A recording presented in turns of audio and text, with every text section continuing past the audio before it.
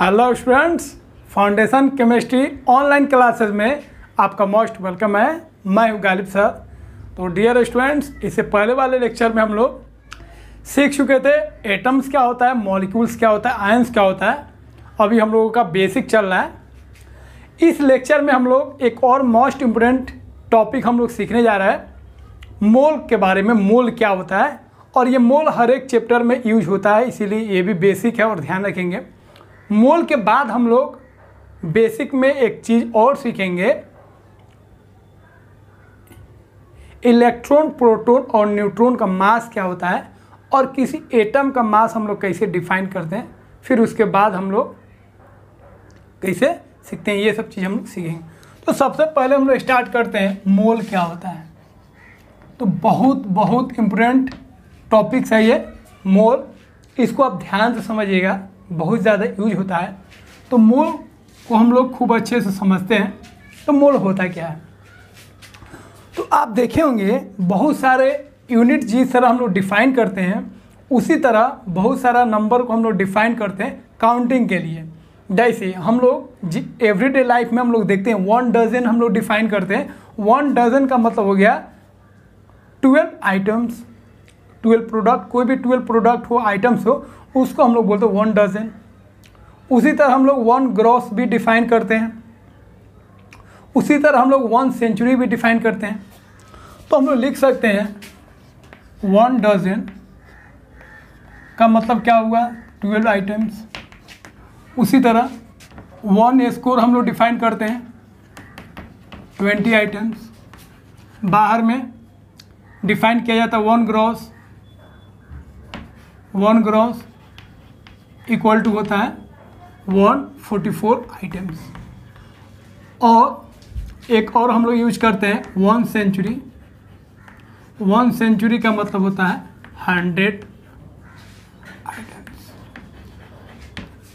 जैसे जब हम क्रिकेट देखते हैं तो हम लोग देखते हैं कोई प्लेयर अगर 100 रन लगाता है या 200 रन लगाता है, तो उसको हम लोग क्या बोलते हैं, 100 नहीं बोलते हैं, क्या बोलते हैं, सेंचुरी लगाया। सचिन ने सेंचुरी लगाया, विराट कोहली ने सेंचुरी मारा, इस तरह हम लोग डिफाइन करते हैं। इसका मतलब उसको 100 में ना करके हम सेंचुरी में बोल रहे हैं। उसी तरह कोई चीज़ हम खरीदने जाते हैं, कॉपी, पेन, ये सब, टेबल, चेयर, ये सब जब खरीदने जाते हैं तो हम लोग उसको ज़्यादा अमाउंट में अगर लेना रहता है तो उसको हम लोग डजन में बोलते हैं।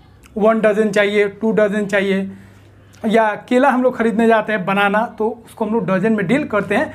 तो ये सब जो नंबर है, ये सब जो नंबर है एक काउंटिंग का एक पैटर्न है। ये सब नंबर को हम लोग अपने कॉन्वीनियंट के लिए यूज करते हैं। क्लियर है। उसी तरह अगर हम आपसे बोले बड़ा से बड़ा नंबर डिफाइन कर रहे हैं ताकि हम ज़्यादा प्रोडक्ट अगर खरीदे तो उसको हम लोग उस नंबर में डिफाइन करेंगे। उसी तरह मास को अगर देखिएगा तो मास ग्राम में भी है, एमयू में भी है, केजी में भी है, कुंटल में भी है, टन में भी है। जिस तरह ज़रूरत पड़ेगा उस तरह हम लोग यूनिट को डिफाइन कर लेते हैं। बड़ा यूनिट भी होता है, छोटा यूनिट भी होता है, नो डाउट। अब यहाँ पे काउंटिंग नंबर तो आप समझ गए, ये सब काउंटिंग नंबर है। किसी आइटम्स को, किसी प्रोडक्ट को जब हम खरीदने जाएंगे या कोई डील करेंगे नंबर के टर्म में, तो इस तरीके से हम डिफाइन कर सकते हैं। अब आप सोचिए अगर पार्टिकल्स को काउंट करना हो तो हम लोग कैसे काउंट करेंगे। क्या पार्टिकल्स को हम लोग डजन में काउंट कर सकते हैं, ग्रॉस में काउंट कर सकते हैं? तो आप बोलिएगा नहीं। क्यों काउंट नहीं कर सकते? क्योंकि यहाँ पे नंबर जो है छोटा है। लेकिन अगर आप बात कीजिएगा, मान लीजिए एक बूंद, 1 ड्रॉप अगर वाटर लेते हैं तो 1 ड्रॉप वाटर के अंदर H2O मॉलिक्यूल्स जो है बहुत ज़्यादा है, बहुत अधिक, जिसको हम यहाँ पे डिफाइन करेंगे, बहुत ज़्यादा है, millions of millions of millions of millions हैं। अब वहाँ पे हम लोग डजन डिफाइन नहीं कर सकते हैं, ग्रॉस डिफाइन नहीं कर सकते हैं, तो हम लोग एक नंबर को डिफाइन करेंगे जिसको हम लोग बोलते हैं मोल। तो वो नंबर का काम है पार्टिकल्स को काउंट करना। किसको काउंट करना? पार्टिकल्स को काउंट करना। तो एक नंबर है जिसको हम लोग क्या बोलते हैं? मोल। तो 1 मोल एक नंबर हो गया। 1 मोल का मतलब होता है 6.022 इंटू 10 का पावर 23 पार्टिकल्स,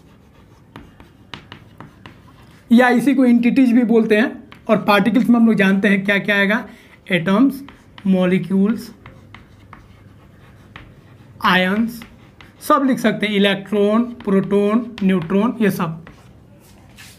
तो पार्टिकल्स को काउंट करने के लिए एक नंबर को हम लोग डिफाइन किए हैं, उस नंबर का वैल्यू क्या होता है 6.022 इंटू 10⁻23, और ये एक नंबर है, इसका काम है पार्टिकल्स को काउंट करना है। क्लियर? इस नंबर को हम लोग यूज नहीं कर सकते हैं पार्टिकल्स को काउंट करना, क्यों? पार्टिकल्स बहुत ज़्यादा है। कम वेट भी लेंगे किसी सब्सटेंस का तो उसमें बहुत अधिक पार्टिकल्स हैं, जैसे वाटर के केस में बोल दिए 1 ड्रॉप ऑफ वाटर अगर लेंगे तो उसमें बहुत ज़्यादा पार्टिकल्स है, जिसको हम लोग डजन में, ग्रॉस में, ये सब में हम लोग काउंट नहीं कर सकते हैं। So we defined a unique number 6.022 into 10⁻23 that is called 1 mole. जैसे डजन है उसी तरह आ गया 1 मोल। डिफरेंस यही है, डजन हम लोग एवरीडे लाइफ में जो काउंटिंग होता है, जो प्रोडक्ट हम लोग लेते हैं उसको काउंट करते हैं, और 1 मोल एक नंबर है जो पार्टिकल्स को काउंट करेगा। क्लियर? आप देखिए 1 मोल, इसको हम लोग बोलते हैं एवोगाड्रो नंबर। ये इतना खास नंबर है जिसका एक नाम है, जिसको हम लोग क्या बोलेंगे, एवोगाड्रो नंबर, और इसको हम लोग डिनोट करेंगे NA से। NA एवोगाड्रो नंबर, इसका हम लोग ध्यान रखेंगे। जैसे कुछ एग्जाम्पल आपको हम समझाते हैं। अगर हम बोले 1 मोल ऑफ ऑक्सीजन एटम्स, 1 मोल अगर ऑक्सीजन एटम्स लेते हैं तो इसका मतलब हो गया ऑक्सीजन एटम्स आपको कितना लेना है। जैसे अगर बोले 1 डजन ऑक्सीजन एटम्स, 1 डजन लेना है तो आप कितना लीजिएगा, 12 एटम्स ऑफ ऑक्सीजन लीजिएगा। उसी तरह 1 मोल ऑफ ऑक्सीजन एटम्स बोलेंगे तो आप कितना ऑक्सीजन एटम्स लीजिएगा, 6.022 इंटू 10⁻23, इतना आप लीजिएगा, इतना ऑक्सीजन एटम्स हो गया। क्लियर?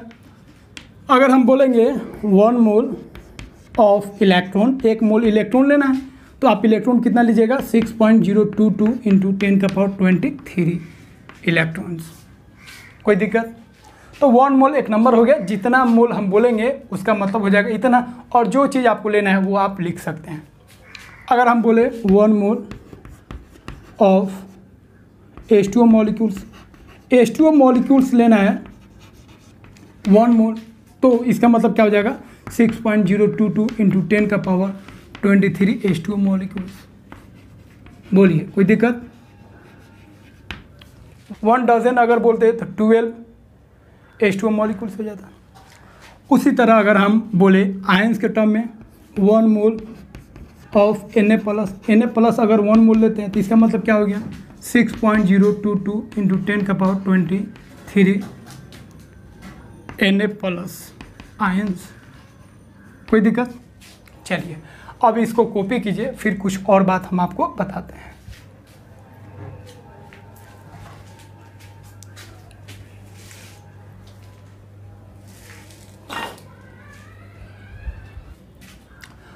अब क्वेश्चन एराइज होता है, यही नंबर क्यों आया,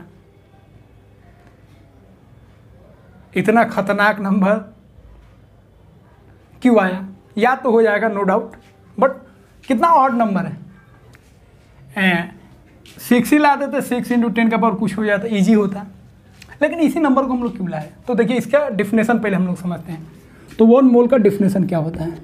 तो 1 मोल का डिफिनेशन होता है द नंबर ऑफ पार्टिकल्स, या पार्टिकल्स को एक और वर्ड यूज करेगा NCERT, ध्यान रखिएगा, entities, the number of particles और entities present in 12 gram of carbon. Clear है? कार्बन का, और कौन वाला कार्बन ध्यान रखेंगे, कार्बन का 3 आइसोटॉप्स होता है जो आपको आगे भी बताएंगे हम। कार्बन का 3 आइसोटॉप्स C12, C13, C14। तो आपको कौन वाला कार्बन लेना है, C12 वाला। तो कार्बन 12 जो है उसका 12 ग्राम लेना है, और कार्बन 12 के 12 ग्राम में आपको कार्बन एटम्स गिनना है, पार्टिकल्स गिनना है, डैट मीन्स एटम्स गिनना है, और जितना एटम्स आएगा उसी को हम लोग बोलेंगे 1 मोल। कार्बन 12 का 12 ग्राम लेना है, उसमें आपको पार्टिकल्स गिनना है, एटम्स गिनना है, और जितना एटम्स आएगा उसी को हम लोग क्या बोलेंगे, 1 मोल। तो जब इसमें काउंट किया गया तो कितना पार्टिकल्स आया, इतना पार्टिकल्स आया, इतना एटम्स आया। इस तरह हम लोग लिख सकते हैं 1 मोल इक्वल टू इतना हो जाएगा। इसी को शॉर्ट में लिख सकते हैं 1 mole equal to number of particles in 12 gram of C12। Clear है? कार्बन 12 के 12 ग्राम लेंगे और उसमें जितना पार्टिकल्स आएगा, जितना एटम्स आएगा, उसी को हम लोग क्या बोलते हैं 1 मोल। और कितना आता है तो हम लोग जान चुके हैं 6.022 इंटू 10 का पावर 23 कार्बन एटम्स। चलिए ये तो क्लियर हो गया। अब यहाँ पे एक और क्वेश्चन उठता है भाई, कार्बन के 12 ग्राम ले लिए, ठीक है, आसान है, लेकिन उसमें पार्टिकल्स कौन गिना होगा। अब यहाँ पे ध्यान दीजिए, ये इतना बड़ा नंबर है 1 मोल 6.022 10 का पावर 23, ये इतना बड़ा नंबर है, इतना बड़ा नंबर है जी, इसको काउंट नहीं किया जा सकता। पूरा दुनिया मिलकर, पूरा दुनिया का जितना भी लोग हैं सब लोग मिलकर अगर इसको काउंट करेगा तो मैंने कैलकुलेट किया था 3 ट्रिलियन ईयर्स, ट्रिलियन आप कैलकुलेट कर लीजिए, million billion trillion, 3 trillion years समय लग जाएगा इस नंबर को काउंट करने में, अगर पूरा दुनिया का लोग पर सेकेंड के हिसाब से काउंट करेगा।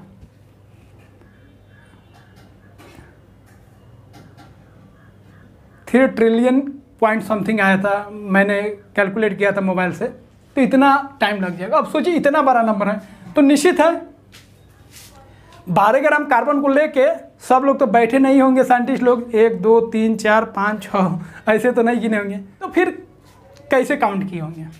तो आप ध्यान दीजिए, बैंक में बहुत पहले जब 10 का सिक्का आया था तो एक झोला बोरा में आता था। अब वहाँ पे क्या होता था, क्या वहाँ पे सब मोहल्ला के लोग या पूरा बैंक का स्टाफ का लोग मिलके काउंट करता था? नहीं करता था।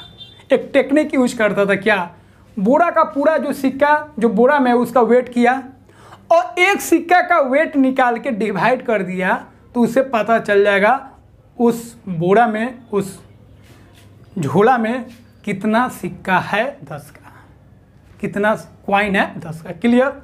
वही टेक्निक को साइंटिस्ट लोगों ने यूज किया और उसी टेक्निक को यूज करके हम बता सकते हैं कि कार्बन 12 के 12 ग्राम में कितना एटम्स आएगा। तो इसको प्रूफ कर देते हैं, इसको कॉपी कीजिए आप।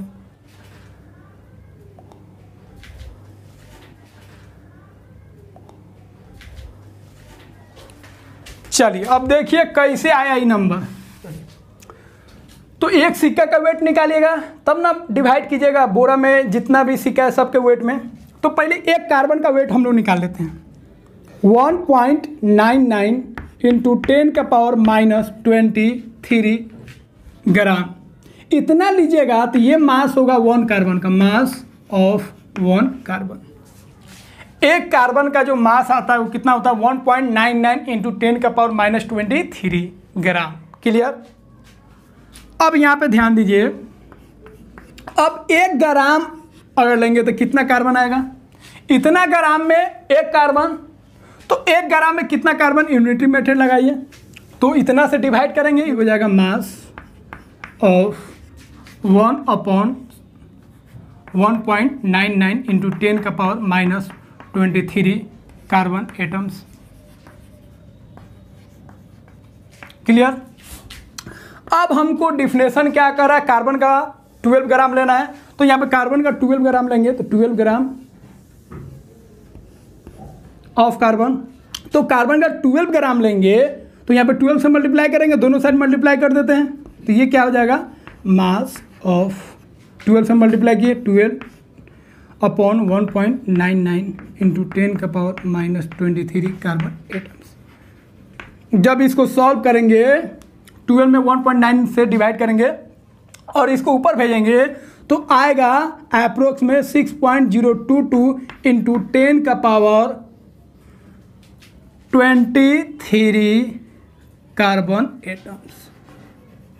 इसका मतलब क्लियर है,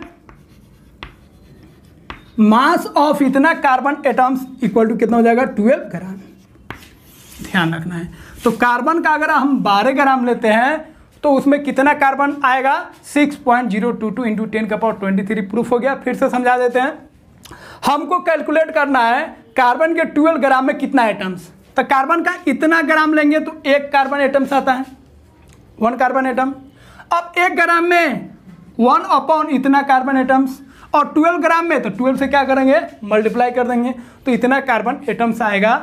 कब? जब हम कार्बन का 12 ग्राम लेंगे तब ध्यान रखेंगे। तो 12 gram of carbon contain 6.022 into 10⁻23 carbon atom. बोलिए कितना सिंपल, सिंपल लगा, समझ में आया?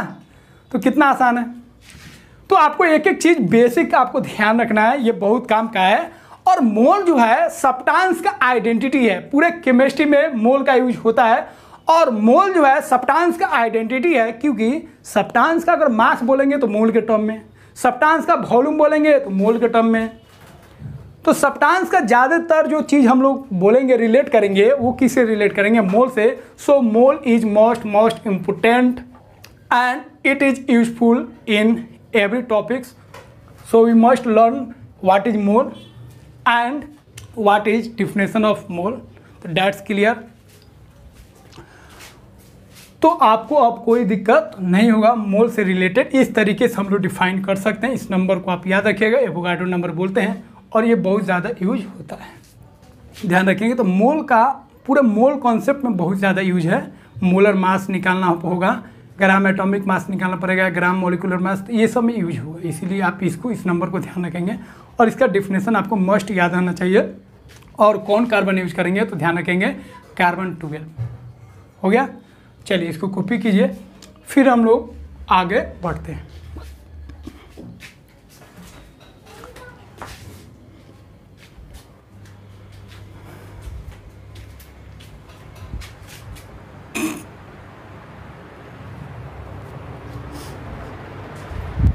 तो डियर स्टूडेंट्स, ये सब अभी बेसिक ही सिखा रहे हैं आपको। इस लेक्चर के बाद जो आपको मिलेगा वो इस चैप्टर से रिलेटेड होगा। ये सब भी इस चैप्टर से रिलेटेड है, लेकिन ये सब बेसिक है। इसको आप जितना मजबूत रखिएगा, केमिस्ट्री आपका उतना स्ट्रॉन्ग होगा। इसका आप लोग ध्यान रखेंगे। तो अब हम लोग कुछ और बेसिक सीखते हैं। इलेक्ट्रॉन, प्रोटॉन और न्यूट्रॉन हम लोग अगले चैप्टर में पढ़ेंगे। एटॉमिक स्ट्रक्चर में कैसे डिस्कवर हुआ उसका कहानी हम लोग पढ़ेंगे। बट ये फंडामेंटल है, 9, 10 से लेके 11, 12 हमेशा ये सब यूज होगा हर एक क्लास में। इसीलिए इस सब का कुछ बेसिक हम लोग जान लेते हैं, मास और चार्ज के बारे में। फिर मास नंबर किसको बोलते हैं, ये सब चीज़ जान लेते हैं, क्योंकि ये सब बहुत काम का है।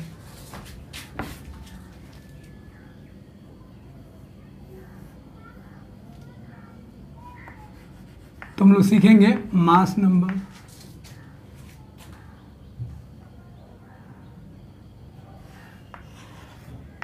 तो मास नंबर सीखने से पहले कुछ चीज़ पहले देख लेते हैं। तो एटम्स में आप जानते हैं, एटम्स का जो सब एटॉमिक पार्टिकल्स होता है वो क्या होता है? इलेक्ट्रॉन, प्रोटॉन और न्यूट्रॉन। और भी होते हैं लेकिन ये फंडामेंटल होते हैं, इलेक्ट्रॉन, प्रोटॉन और न्यूट्रॉन। और हम लोग छोटा क्लास में पढ़ चुके हैं। जो सेंटर में होता है वो क्या होता है? Nucleus, no doubt. और न्यूक्लियस का चार्ज क्या होता है? पॉजिटिव। और न्यूक्लियस में कौन कौन रहता है? प्रोटॉन रहता है और कौन रहता है? न्यूट्रॉन। चलिए, अब उसके चारों तरफ एक पाथ होता है जिसको हम लोग बोलते हैं ऑर्बिट। ये सबको डिटेल में हम लोग एटॉमिक स्ट्रक्चर में पढ़ेंगे, लेकिन हमारा जो बेसिक है, जो यूज होगा, उसको इस चैप्टर में सीखना जरूरी है, क्योंकि ये क्वेश्चन में यूज होगा। ऑर्बिट, और ऑर्बिट पे कौन मूव करता है? इलेक्ट्रॉन। क्लियर? चलिए, अब ये हम बात नहीं करेंगे ये कितने तरह का ऑर्बिट होता है, आप जानते भी होंगे। और एटॉमिक स्ट्रक्चर में हम लोग डिटेल में सीखेंगे, K shell, L shell, M shell, N shell, absorb orbit, ये सब हम लोग सीखेंगे। तो क्लियर है?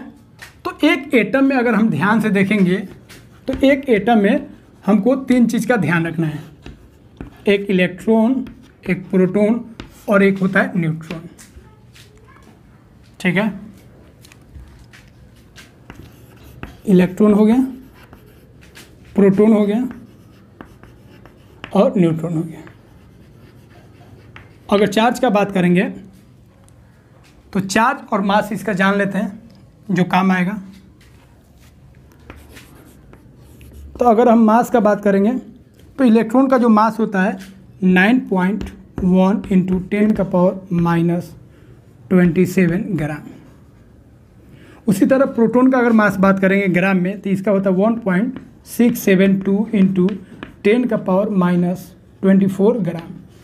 न्यूट्रॉन का अगर मास का बात करेंगे तो उसका मास हो जाएगा 1.674 इंटू 10⁻⁻24 ग्राम। क्लियर? तो ये तो मास हो गया ग्राम में। अगर हम एमयू में बात करेंगे तो एमयू आप जानते होंगे एक एटम का जो मास होता है या एटम के मास को हम लोग एमयू में मेजर करते हैं और उसको हम लोग ग्राम में भी रिलेट कर सकते हैं। तो ये सब इसी चैप्टर में आपको आगे सिखाएंगे। तो अगर इसको एमयू में अगर हम बात करेंगे तो इलेक्ट्रॉन का मास जो होता है वो कितना होता है 0.00054 एमयू, या एमयू को एक चीज़ लिखते हैं जिसको हम लोग बोलते हैं म्यू। क्लियर है? प्रोटॉन का अगर मास बात करेंगे तो प्रोटॉन का जो मास होता है एमयू में अगर बात करेंगे तो क्या होता है 1 म्यू, या इसी को बोलेंगे 1 एमयू। और न्यूट्रॉन का जो मास होता है इस ग्राम को अगर म्यू में बदलेंगे तो कितना हो जाएगा 1 म्यू। चलिए, तो मास हो गया म्यू के टर्म में भी और ग्राम के टर्म में भी। और ध्यान रखेंगे इसको आगे हम प्रूफ भी कराएंगे 1 म्यू, या इसी को हम लोग बोलते हैं 1 एमयू इक्वल टू होता है 1.66 इंटू 10⁻⁻24 ग्राम। इसका हम लोग ध्यान रखेंगे। क्लियर है? चलिए अब चार्ज का बात कर लेते हैं। चार्ज का बात करेंगे तो इलेक्ट्रॉन का चार्ज आप जानते होंगे 1.602 इंटू 10⁻⁻19 कूलम। तो ये सब आपको याद भी होगा। तो इलेक्ट्रॉन का जो चार्ज है वो हो गया 1.602 इंटू 10⁻⁻19। तो इलेक्ट्रॉन का चार्ज निगेटिव होता है, ध्यान रखेंगे। प्रोटॉन और इलेक्ट्रॉन का चार्ज सेम होता है, इलेक्ट्रॉन का निगेटिव होता है, प्रोटॉन का पॉजिटिव होता है। तो ये हो जाएगा पॉजिटिव 1.602 इंटू 10⁻⁻19 कूलम, ध्यान रखेंगे। और अगर हम बात करेंगे न्यूट्रॉन का तो न्यूट्रॉन का जो चार्ज होता है वो क्या होता है 0 होता है। न्यूट्रॉन न्यूट्रल होता है। तो ये सब चीज़ को आप आगे भी सीखिएगा, एटॉमिक स्ट्रक्चर में भी ये सब चीज़ को हम और बताएंगे, लेकिन इतना बेसिक होता है आपको ध्यान रखना है। एक चीज़ का और ध्यान रखेंगे, जिस तरह ये हो गया एक्चुअल मास और ये हो गया आपका रिलेटिव मास, उसी तरह चार्ज इस तरह एक्चुअल चार्ज याद रखना है और रिलेटिव चार्ज भी आपको याद रखना है। इलेक्ट्रॉन का जो चार्ज होता है वो मान लेते हैं -1 यूनिट और प्रोटॉन का मानते हैं +1 यूनिट, और इसका 0 है तो इसका 0 ही रहता है। इसका हम लोग ध्यान रखेंगे। तो क्लियर है? इलेक्ट्रॉन, प्रोटॉन, न्यूट्रॉन आप समझ गए। चलिए, इलेक्ट्रॉन को ऐसे भी डिनोट करते हैं E+ से, और प्रोटॉन को P+ से, और न्यूट्रॉन को N। इसका आप ध्यान रखिएगा। चलिए, तो न्यूक्लियस हम लोग जान गए। प्रोटॉन और न्यूट्रॉन होता है, इलेक्ट्रॉन इसके चारों तरफ रिवॉल्व करता है, मूव करता है। हो गया। अब आपको एक चीज़ याद रखना है, मास नंबर क्या होता है। अब देखिए मास नंबर क्या होता है।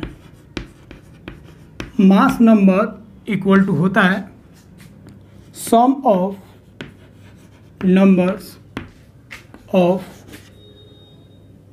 Proton and neutron. प्रोटॉन और न्यूट्रॉन का जो सम है उसी को हम लोग बोलेंगे मास नंबर। मास नंबर को हम लोग डिनोट करेंगे ए से। किससे? ए से। और हम लोग जानते हैं एटॉमिक नंबर को हम लोग डिनोट करते हैं किससे? जेड से।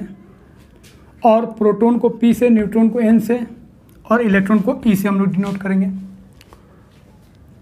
उसके बाद ध्यान रखेंगे एक एलिमेंट को हम लोग कैसे रिप्रेजेंट करेंगे। तो an element is represented by, ऐसे रिप्रेजेंट कर। मान लीजिए एक से एक एलिमेंट है तो ऊपर हम लोग लिखते हैं मास नंबर और नीचे लिखते हैं हम लोग एटॉमिक नंबर, या इसी को आप एटॉमिक नंबर नहीं लिख के मास नंबर के टर्म में भी लिख सकते हैं, एक्स ए। जहाँ पे ए जो है जान गए क्या है? मास नंबर, मतलब प्रोटॉन प्लस न्यूट्रॉन। तो प्रोटॉन और न्यूट्रॉन का जो सम होगा उस नंबर को हम लोग क्या बोलेंगे? Mass number. और जेड जो हो गया वो हो गया एटॉमिक नंबर, इसका हम लोग ध्यान रखेंगे। अब इसको कॉपी कीजिए, फिर इसको हम समझाते हैं क्या है।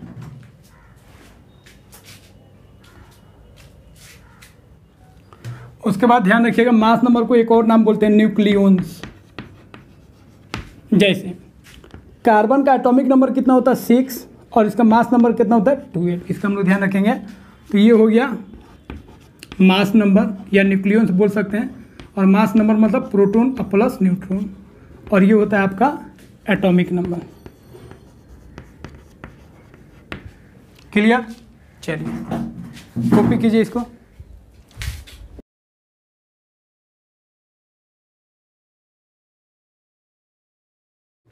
अब ध्यान रखेंगे इन न्यूट्रल एटम।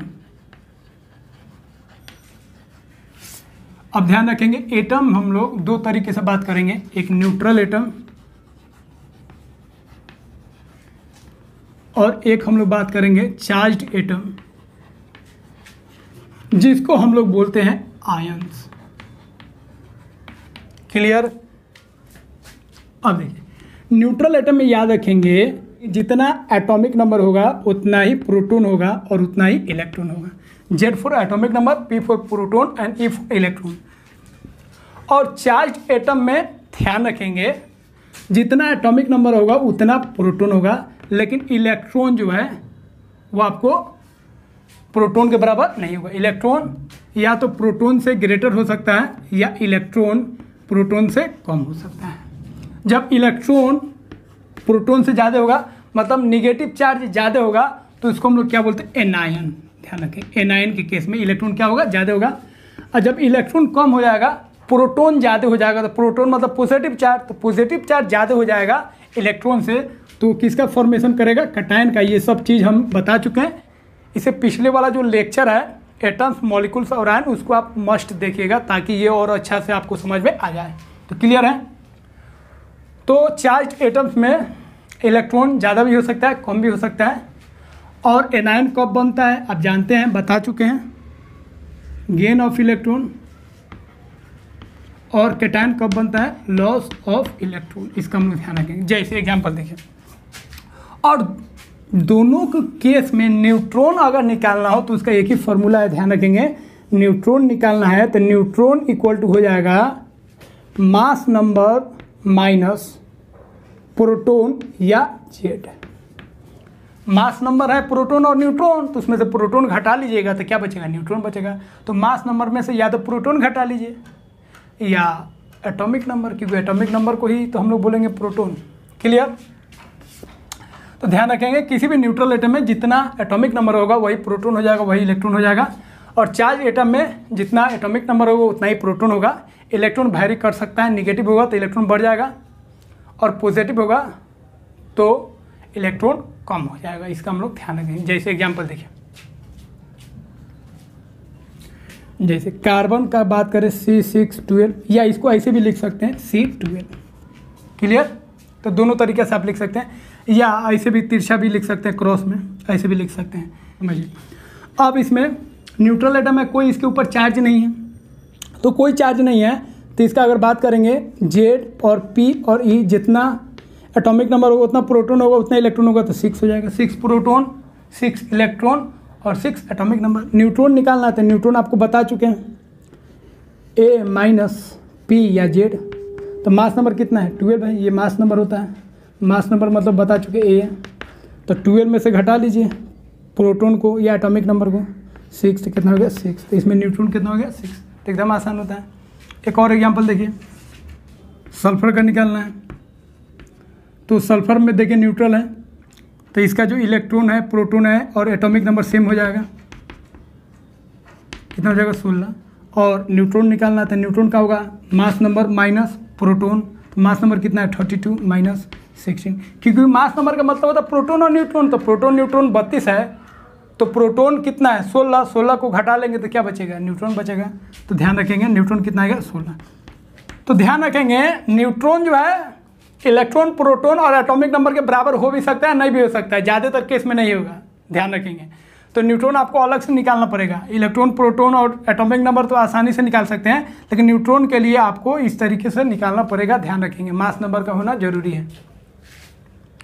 चलिए चार्ज एटम में देखिए L+3 का बात करेंगे और इसका एटॉमिक नंबर 13 और मास नंबर कितना हो जाएगा 27।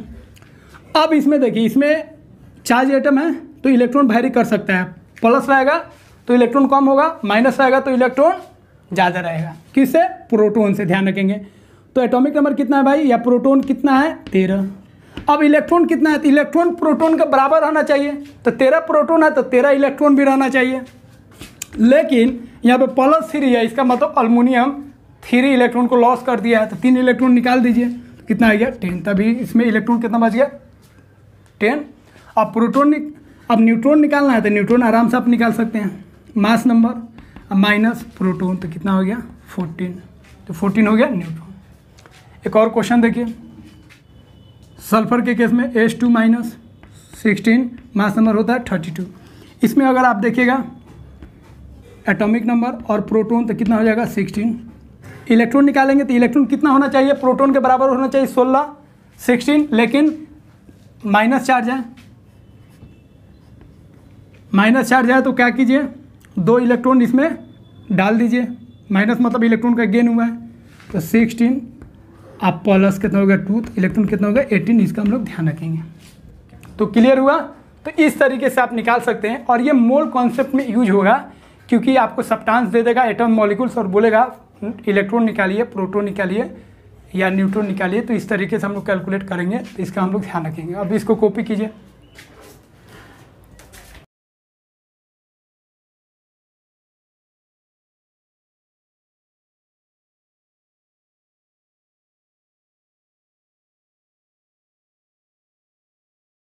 अब एक चीज़ और ध्यान रखिए, मास ऑफ एटम, एटम का मास बात करेंगे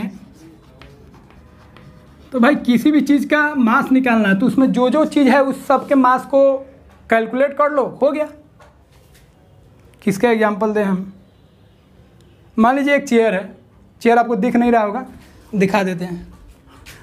मान लीजिए ये चेयर है, अब इस चेयर का वेट निकालना है तो इसका हम क्या किए, सब पार्ट अलग अलग कर दिए, जितना भी इसका पार्ट था सबको अलग अलग कर दिए और सबका वेट को हम लोग क्या किए, सम कर लिए।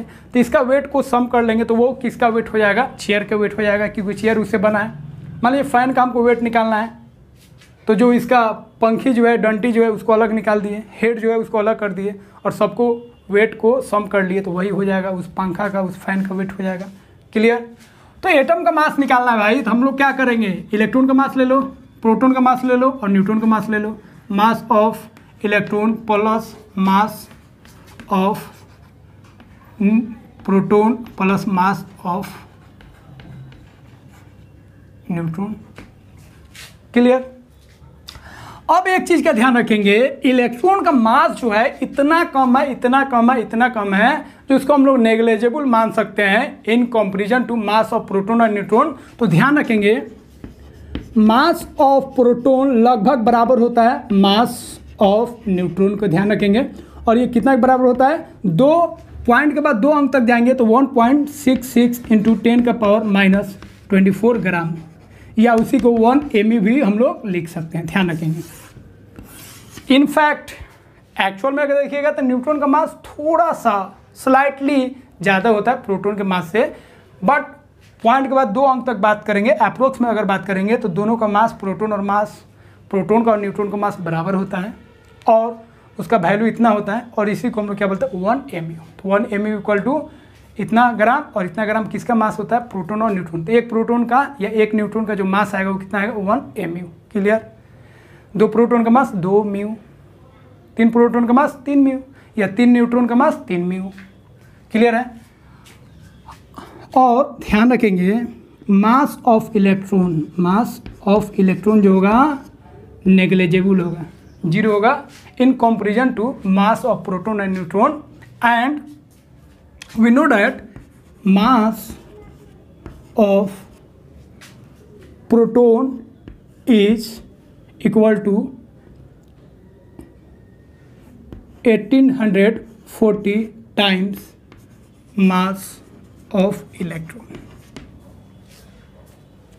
इलेक्ट्रॉन का जो मास होता है उसका 1840 टाइम्स मास होता है किसका, प्रोटॉन का। आप समझ सकते हैं एक हाथी का मास और एक चींटी का मास। तो हाथी का जब मास को, जब हाथी का आप वेट कराने जाइएगा तो उसमें कुछ चींटी होगा, तो उसको क्या, उसको हटा के ले जाइएगा। चींटी का भी मास अगर उसमें ऐड हो जाता है तो कौन फ़र्क पड़ेगा भाई। एक हाथी के वेट में 10 चींटी या 20 चींटी या 50 चींटी का अगर वेट काउंट हो भी जाता है तो हाथी के वेट में कोई फ़र्क नहीं पड़ेगा। उसी तरह इलेक्ट्रॉन का मास प्रोटॉन के रेस्पेक्ट में नेग्लिजिबल हो जाएगा। ध्यान रखेंगे, मास ऑफ प्रोटॉन इतना होता है, या इसी को आप बोले होंगे 9th-10th में, इसी को हम बोल सकते हैं मास ऑफ हाइड्रोजन आयन। ध्यान रखेंगे, मास ऑफ हाइड्रोजन भी बोल सकते हैं या हाइड्रोजन आयन। और आपको याद होगा H+, H का मतलब क्या होगा, H में एक प्रोटॉन होगा, एक इलेक्ट्रॉन होगा, और इसमें न्यूट्रॉन क्या होता है, 0 होता है। ये आपको ध्यान रखना है, जानते भी होंगे। लेकिन H+ का अगर बात करेंगे तो H+ में, H में तो एक प्रोटॉन है, एक इलेक्ट्रॉन है, न्यूट्रॉन तो है ही नहीं। और हाइड्रोजन एकलौता एटम्स होता है जिसमें न्यूट्रॉन नहीं होता। बाकी सब जितना भी एटम्स है, इलेक्ट्रॉन भी होगा, प्रोटॉन भी होगा और न्यूट्रॉन भी होगा, ध्यान रखेंगे। लेकिन हाइड्रोजन में, जिसको प्रोटियम भी बोलते हैं, इसमें न्यूट्रॉन नहीं होता है। तो H+ मतलब इलेक्ट्रॉन भी निकल गया, तो इलेक्ट्रॉन निकल गया तो क्या बच गया, 1 प्रोटॉन। इसीलिए H+ that means hydrogen ion. एक क्वेश्चन पूछा भी जा चुका है कंपटीशन में, हाइड्रोजन आयन को हम लोग क्या बोलते हैं, प्रोटॉन। तो एक प्रोटॉन का मास इलेक्ट्रॉन के मास से 1840 गुना होगा, या हाइड्रोजन का मास, या उसी को बोल सकते हैं मेन H+ का मास, डैट मीन्स हाइड्रोजन आयन का मास। तो इसका हम लोग ध्यान रखेंगे, इसको कॉपी कीजिए, फिर यहाँ पे हम आपको समझाते हैं।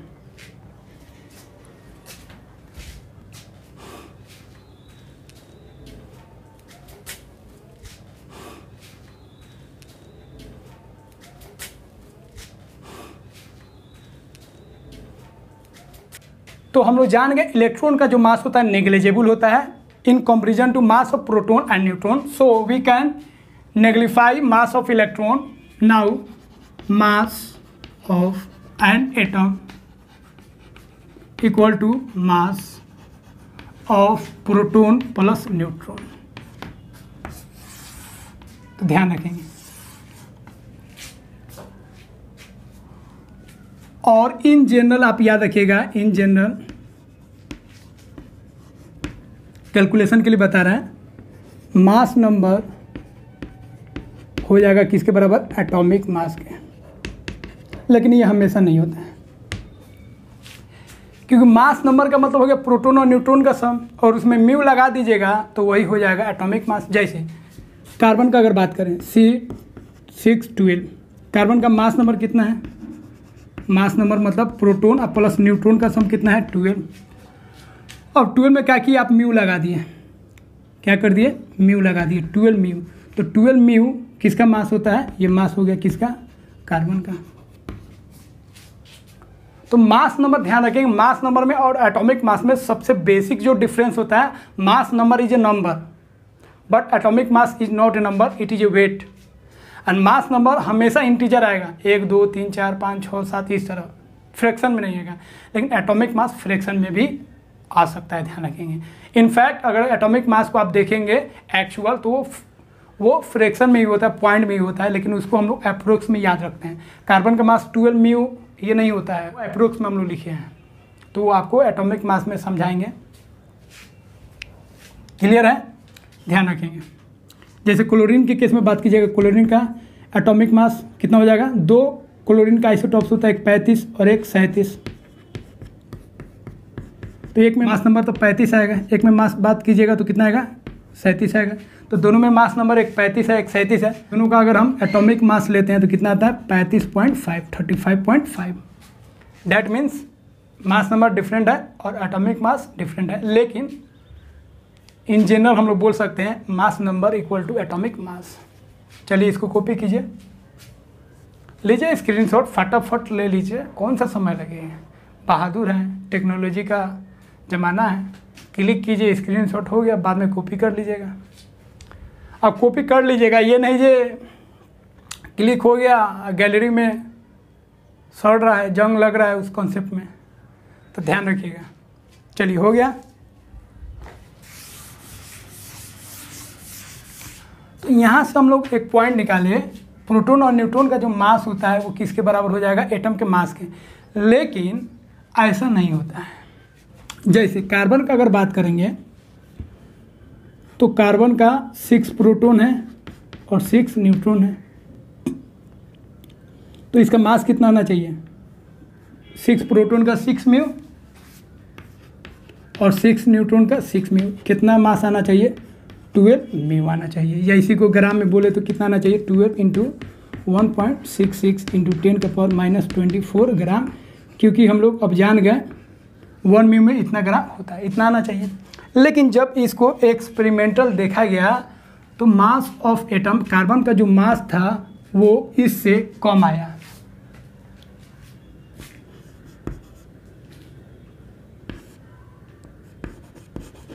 एक्सपेरिमेंटल डाटा, मास जो है, मास ऑफ कार्बन जो है 12 म्यू आना चाहिए कैलकुलेशन के हिसाब से, लेकिन वो 12 म्यू से कम आया। ध्यान रखेंगे, due to mass defect. Physics में भी पढ़िएगा, यहाँ पे भी समझा देते हैं, ड्यू टू मास डिफेक्ट, या इसी को बोलते हैं बाइंडिंग एनर्जी।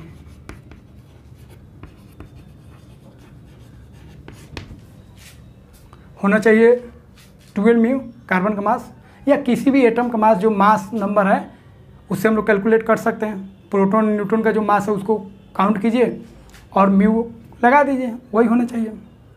लेकिन एटम का जब मास देखा गया एक्सपेरिमेंटल तो हमेशा वो उससे कम आया। उसका रीज़न होता है मास डिफेक्ट। मास डिफेक्ट का मतलब समझिए, सिंपल में समझाते हैं आपको।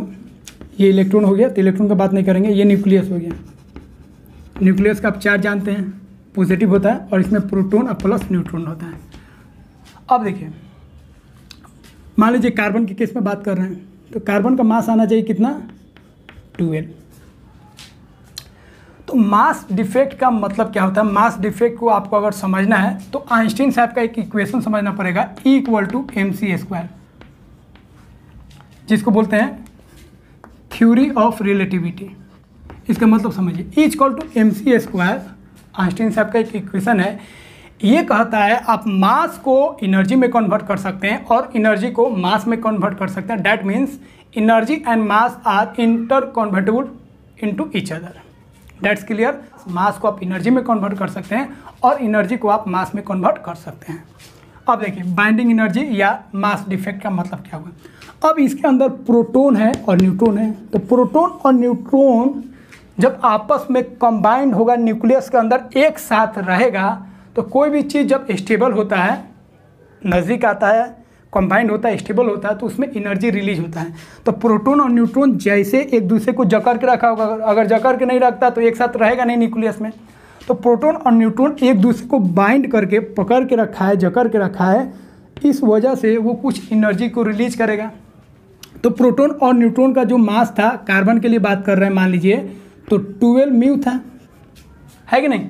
तो जैसे प्रोटॉन और न्यूट्रॉन एक दूसरे को कंबाइंड करके बाइंड करके रखेगा तो कुछ एनर्जी तो रिलीज करना पड़ेगा, क्योंकि हम लोग जानते हैं कोई भी चीज़ स्टेबल कब होता है, जब एनर्जी वो रिलीज करता है।